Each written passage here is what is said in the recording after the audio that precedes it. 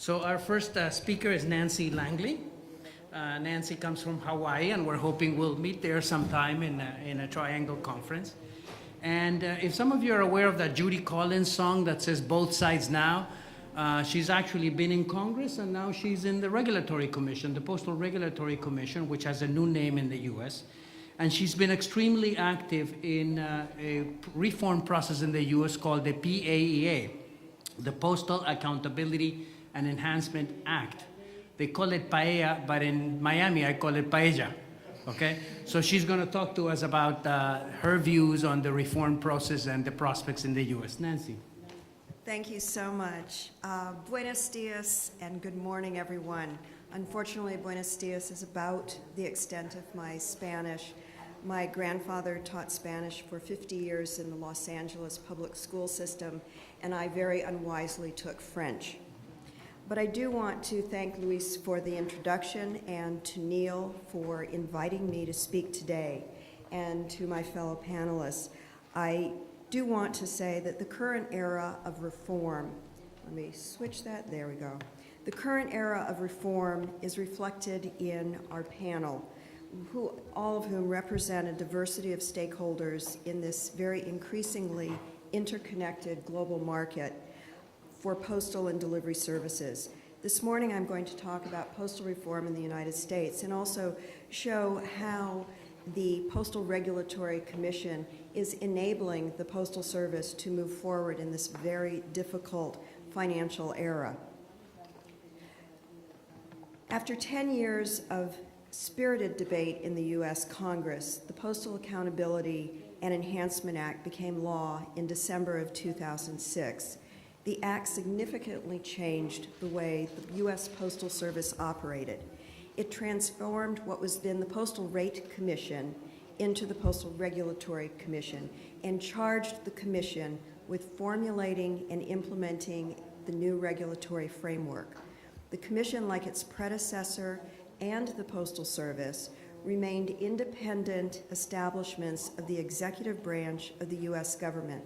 And that's important because it means that although we are somewhat separate, we are still federal agencies. The U.S. Postal Service is an agency of the federal government.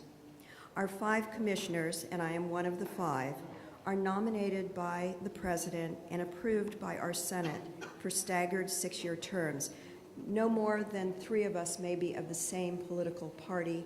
Right now we have 2 Democrats on the panel and 3 Republicans. When the next opening comes up, there will be a 3rd Democrat who will be nominated, which will rebalance the commission to reflect the presidency. Unlike in many countries, the Postal Regulatory Commission regulates only the U.S. Postal Service. We have no authority whatsoever over private companies or the competitive express and delivery market. However, our rules, regulations, and oversight promote a level playing field in competitive markets by making sure that market-dominant products, the monopoly products, do not cross-subsidize the competitive products. Our mission is highlighted in red in the final bullet on this slide, and I think you'll see by the end of my remarks why transparency and accountability are so important. Very briefly, although not too briefly, because it's important to understand that the history of the United States is interwoven with the history of its postal service. To understand the complexity of policy decisions that affect regulation in the United States today, it is important to understand that history. The U.S. mail was and continues to be an essential partner in the development of this country. As the United States expanded, so did its postal system. Today, the Postal Service remains a binding force of the nation, and it is a fulcrum for governance, infrastructure, and the economy. And as Pranav Shah mentioned yesterday, there are huge numbers associated with the Postal Service, trillions of dollars in moving financial transactions, as well as being the center of a $900 billion industry employing 9 million people. Although the needs and expectations of the public are diverse, the Postal Service maintains its ubiquity throughout the country. Now, during the first 200 years, there was a post office department that was part of the president's cabinet. Revenues were generated through stamps and services and augmented by government funds.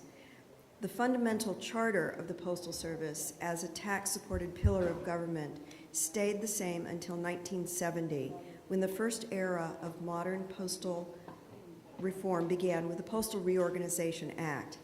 This act created what we now know as the U.S. Postal Service. It was primarily funded through service revenue. The USPS, as it became known, had a break-even mandate. Each class of mail was to cover its cost and pay a fair share of postal overhead costs. At that time, the USPS was not allowed to be a profit-driven entity. Now, while Congress continued its oversight of the service, the Postmaster General and the Board of Governors were given greater authority to manage and invest for the future. The Act also created the Rate Commission, which was charged with making recommendations to the postal governors on rate and classification proposals submitted by the Postal Service. The law provided for a 10-month review in which the Commission analyzed these proposals given to it by the Postal Service through on-the-record hearings to ensure that revenue goals would be met. I'm sure there are some in this audience who have participated in those lengthy, litigious, and costly proceedings that the Postal Rate Commission used to have. One thing that did come about through this PRA era was new pricing initiatives and technologies that fostered the development of a robust private sector mailing industry. A key development was work sharing, which gives discounts to mailers and companies that perform certain traditional postal functions, such as pre-sorting, barcoding, and transportation at a lower cost than the Postal Service. According to a 2003 congressional study, work-share mail increased a full 365% from 1972 until 2002. But after 36 years under the Postal Reorganization Act, the business model of the Postal Service was weakening, in part by the electronic diversion of first-class mail, which has the highest contribution to overhead. So the second era of modern reform began in 2006 with the passage of the PAEA, the Postal Accountability and Enhancement Act. The new law provided the Postal Service with the tools to meet the challenges of a changing postal landscape. The service now had greater pricing autonomy and more flexibility. It can retain profits generated from non-monopoly products and offer individual contracts to mailers. Most importantly, in my view, it established the Postal Regulatory Commission as the window into postal finances, operations, and performance. While there are significant differences on how the Postal Service functioned during these periods, there is one common thread. The postal laws of the United States embody the social compact that has evolved over the 200 years of the Postal Service. That is, the U.S. mail binds the nation together and should continue as a universal public service provided by the government. Our Congress, through the 2006 Act, recognized the need to give the Postal Service greater latitude to respond to market and economic conditions. And to balance the flexibilities, it gave us new regulatory authority. We have subpoena power. We can compel the Postal Service to comply with our laws and regulations, and we have a formal complaint process. Now, our very first order of business was to establish the regulations and the rules called for in the law. We did that to ensure that the American public continued to receive high-quality mail service. We created a modern rate-making system for market-dominant and competitive products in a record time. And we implemented new reporting requirements to ensure financial transparency.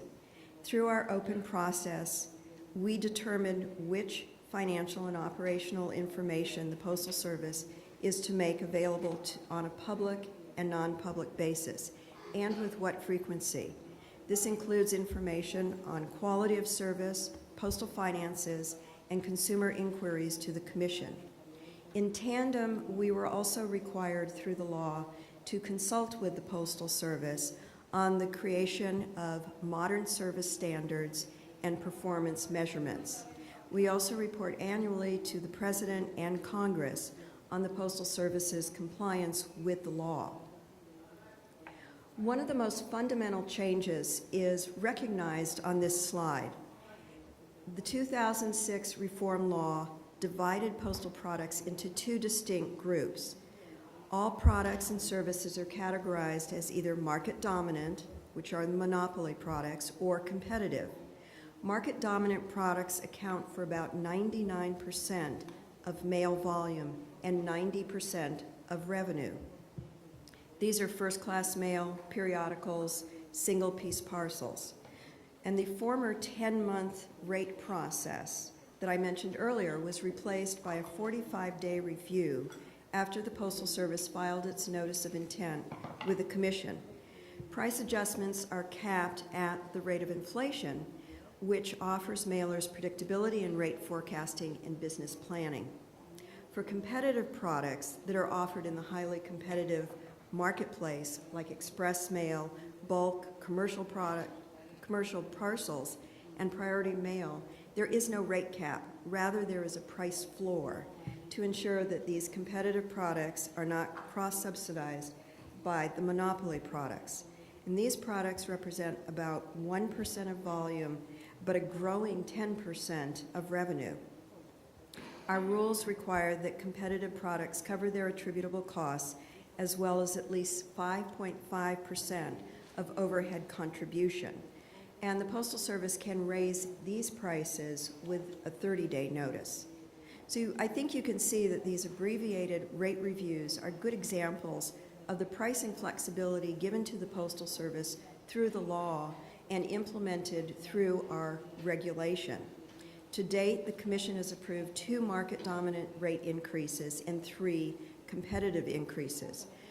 For 2010, the Postal Service chose not to increase market-dominant rates because deflation in the consumer prices left the Postal Service with minimal room to operate under the cap. Congress foresaw the possible need to breach the cap and gave the Postal Service the option of seeking what is called an exigency rate increase. Then, in this manner, the Postal Service would come to the Commission to seek our approval to raise the rates above the cap. The Postal Service chose in fall not to increase any market-dominant rates, and it chose not to seek an exigency rate case at this time. As Pranav mentioned yesterday, the Commission gave approval to several sales or incentives to the Postal Service. There was a first-time volume-based pricing incentive for standard mail, and I understand the Postal Service will be offering this again. They will come to the Commission to seek our approval. We also approved a pricing incentive for pre-sorted first-class letters and parcels. Pre-sorted first-class letters, flats, and cards last fall, and approved the service's first-ever experimental product, a less-than-truckload service designed to leverage empty space on postal trailers. I think one area of particular interest to this audience is the Commission's approval of 104 negotiated service agreements for competitive products, and this includes bilateral agreements with foreign posts and international mailers. It bears repeating that the 2006 Act strengthened the role of the Commission to promote transparency and accountability. As we heard from industry yesterday, these 2 guiding principles can create trust among users of the mail and promote more effective decision-making. On the previous slide, I noted that we were required to report to Congress annually on the Postal Service's compliance with the law, particularly with respect to how well it is operating in regard to its finances and service performance. The Postal Service must file with the Commission an annual compliance report 90 days after the completion of its fiscal year. Before we issue our determination, we solicit input from interested parties and through the Postal Service via a formal on-the-record proceeding. Last week, we held a public forum in which we heard from interested parties, which was broadcast live over our website. This is an example how we as the Commission are leveraging technology to promote a more transparent regulatory environment. I know some of you listened in, and for those who didn't, the transcript is available on our website. We also hold monthly Commission meetings that are open to the public, and again, broadcast on our website. And this allows the public, particularly mailers, to come and see how the Commission works. All 5 commissioners are seated at a table, and we have a regular monthly meeting. Yesterday, we heard some discussion of the Postal Service's plan to cut delivery from 6 to 5 days a week. You'll be interested to know that the Postal Service, before it can institute such a nationwide change in service, must seek what is called an advisory opinion from the Commission. We do expect the Postal Service to come to us shortly with its request that we review its reduction in household delivery from 6 to 5 days. One area that Pranav talked about, and I think bears repeating, is a discussion of the public policy issues related to the Postal Service. The United States Congress since the 1980s has mandated 6-day-a-week delivery. Therefore, it is the U.S. Congress that has the authority to approve or disapprove the Postal Service's request. However, the Commission's public review will offer a thorough and objective analysis of the underlying issues for our Congress. Another good example of how we are using our expertise and advising public policy is the issuance of our 2008 comprehensive review of the U.S. Universal Service Obligation and postal monopoly. This was mandated by the Postal Accountability and Transformation Act, which required us to estimate the value of the monopoly. We found that at the time, the value was $3.5 billion. The cost of universal service obligation was estimated at $4.4 billion. Today, the value of the monopoly has shrunk to $2.96 billion, and the cost of universal service obligation has increased to $4.8 billion. And the cost and value of the monopoly is something that we report on annually now. Let's see. I'm not going to spend a great amount of time, but I just wanted to demonstrate what the recession has done to the Postal Service. When the new law was passed in December of 2006, obviously no one saw the pending recession. And so as you can see from this chart and the next, the recession's impact on the Postal Service has really been devastating.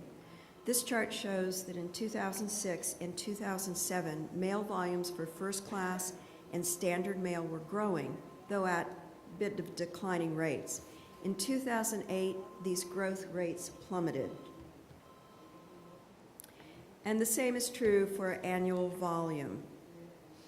The trends were the same. They were going up, but in 2008, they dropped to the bottom. And I'd like to point out that standard mail in particular, which is mostly advertising mail, suffered from volume declines over 15% last year.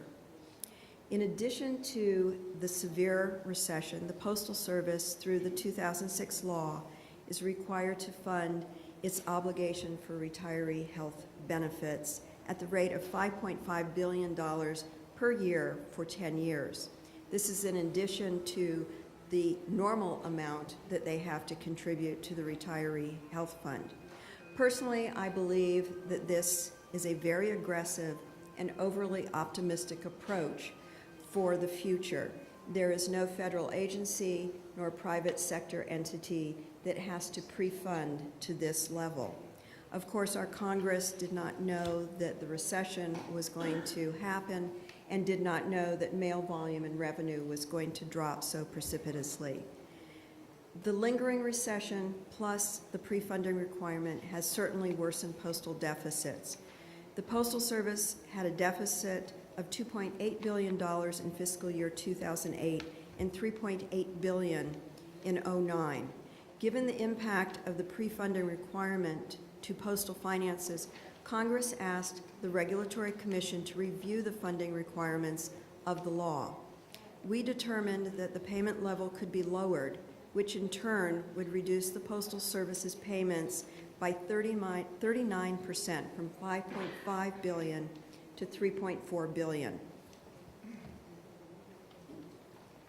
Now, we are at an international forum today, and so I did want to speak about international cooperation, which is certainly a Commission priority.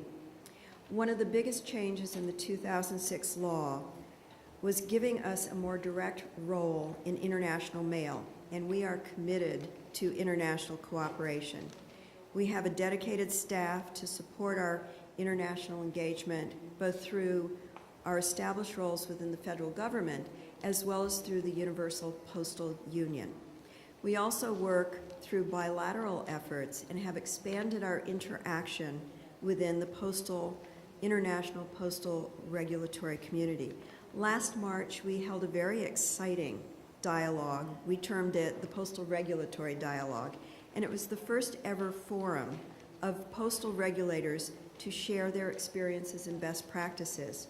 Participants represented China, Japan, Portugal, and the European Commission. We were also very pleased to include Ecuador as a representative of Latin America.